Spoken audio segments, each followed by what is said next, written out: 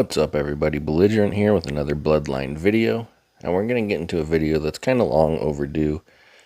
I stepped away from the game for a little bit, probably at the prime time to do this video, so I never got around to it, but I'm still getting questions about it, so either there haven't been videos done about it, or they haven't been adequate, or people just aren't finding them. One of them, I don't know. I haven't seen any videos necessarily on it other as far as the Bloodcraft Champions. So getting the questions about like how do you make them, what are the best champions to do, like what can you pair them with, etc., etc. So we're going to kind of go through this and show you, once you obtain your 400 shards, how does all of this work, because it's a little confusing, and as is typical for Bloodline, the instructions are essentially nowhere to be found. So first and foremost, you can get the Bloodcraft Shards from the Conqueror's Exchange, okay?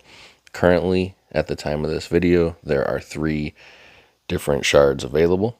In the Season tab, you can find the original Bloodcraft Champion, which is Scarlet. Bloodstorm is the clan.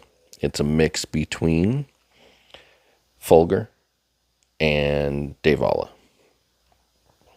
And then in the weekly, we have last season's Bloodcraft, which is Phoenix. Okay, this is a mix of Loom and Ignis.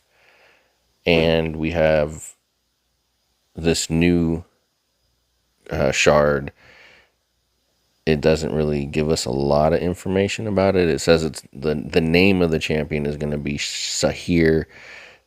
The icon is very messy and blurry. I think it looks like a mix between Doom and Samir. That's my guess. But it's really hard to tell because it's really small. Okay, so once this is how you buy them. You buy them with your little glory tokens there. Okay, so with the Bloodstorm champion, you can basically buy all of them as soon as you have the tokens. With the 2 they have released since that time, they're only allowing you to buy 60 per week. So you can't just save up and buy them all at once, which in my opinion is a big mistake by Bloodline, but it is what it is. Anyway, so to make this happen, we're going to go into the Ancestral Temple. You get this meaningless front page with this little red crystal that you have to tap. I don't know why this with the champions isn't just the front page. I would be surprised if anybody was impressed by that floating red gem there for absolutely no reason. And then these are the options right now. We only have 2 Bloodcraft champions available to us. So you click on the one that you want to make. You see here, I don't have enough of the shards. I only have 113 out of 400. But you can imagine what's going to happen if I had the 400 and could hit Mary. But anyway, so you pop in here, you're going to hit Select Champion. And it's going to show you all the champions that you can use to make this happen. And essentially, it's going to be any champion you have of the 2 clans that are required. So for the Phoenix here, we have Ignis and Loom. All right. For Bloodstorm, you would have Devala and Fulgur. So here, one of the biggest questions that I've seen in my Discord and that I get directed to me and just kind of made in general is, how does all this work? So this is what's going to happen. No matter what you pick, no matter whether we pick a blue and a purple, no matter whether we pick a green and a purple, like it doesn't matter what color you pick, okay? You are going to get a 1-star common Bloodcraft champion. What you use here for the fodder to create this champion is completely irrelevant. Blue, green, purple, yellow, red, whatever, doesn't matter. So what should you use is a little bit different question. You should use blues, purples, oranges, okay? Rare, legendary, or rare, epic, legendary, all right? The reason I recommend that is because commons are too valuable when it comes to your regular marriage, as far as like trading traits. Those commons come in clutch for trading traits. Rare are probably the most useless color in the game, but rare, epic, and legendary, all useless because nothing really matters until you hit mythic. And if you're so new that you're not hitting mythic yet, and you probably are not worrying about Bloodcraft Champions at this point. Okay, blues, purples, yellows, it doesn't matter. They are all good fodder to use because they're not useful for you in anything else. Okay, so that would be my recommendation. But again, the only thing I would say don't use, absolutely don't use, are your mythics. I wouldn't throw mythics in here because it's not going to make it mythic. You are getting a common champion no matter what. Okay, also, and I had this question asked to me earlier, it doesn't matter what champions you use. It doesn't matter whether you go female Ignis or male Ignis. It doesn't matter whether you go female Loom or male Loom, or similar with the Bloodstorm and Fulgurs and Devalas. It does not matter. That is not going to prevent you from putting any of these champions on the board with your Bloodcraft champion.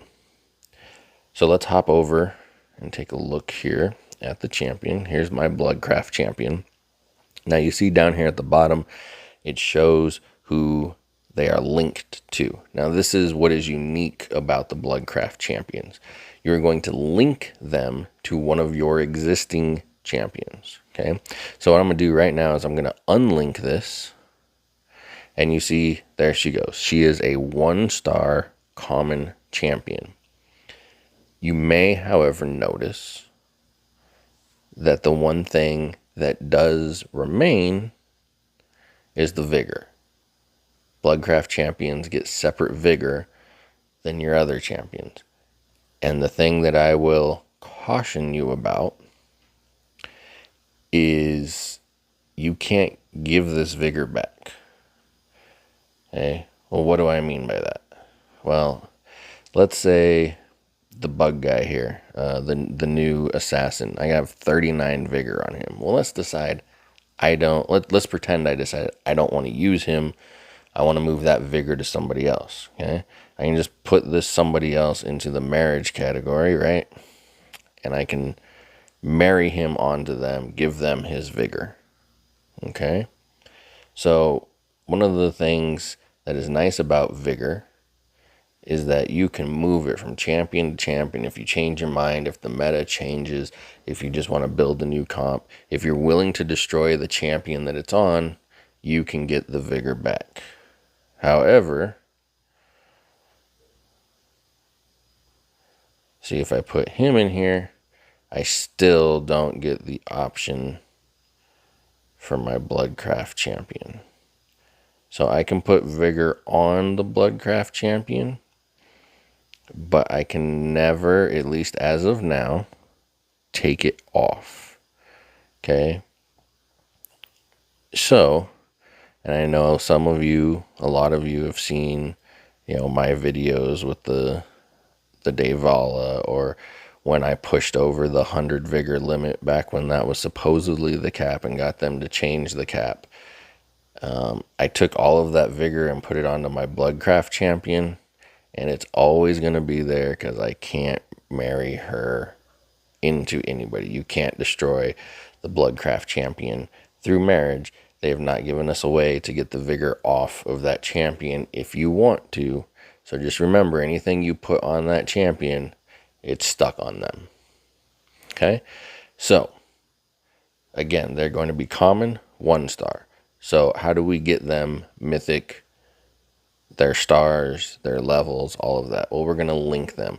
So when you link, you can link them to any champion you want, and they will take on the rarity, the stars, and the level of the champion you link them to. So let's say I link mine to that Fulgur. Okay?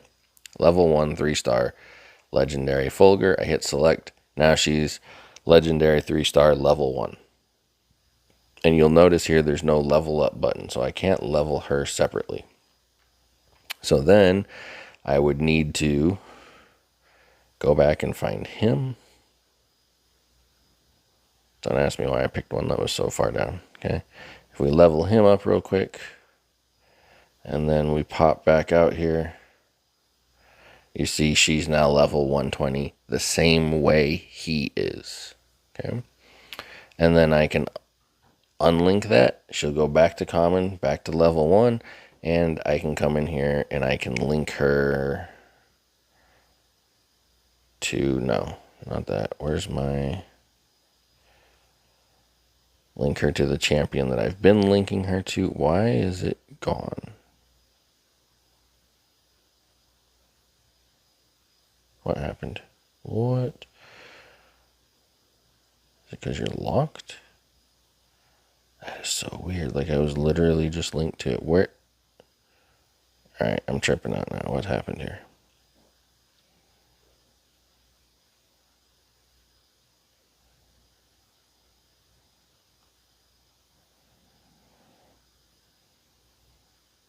Well, we're learning something new together, apparently. And one of the things I'm learning is I have way too many champions.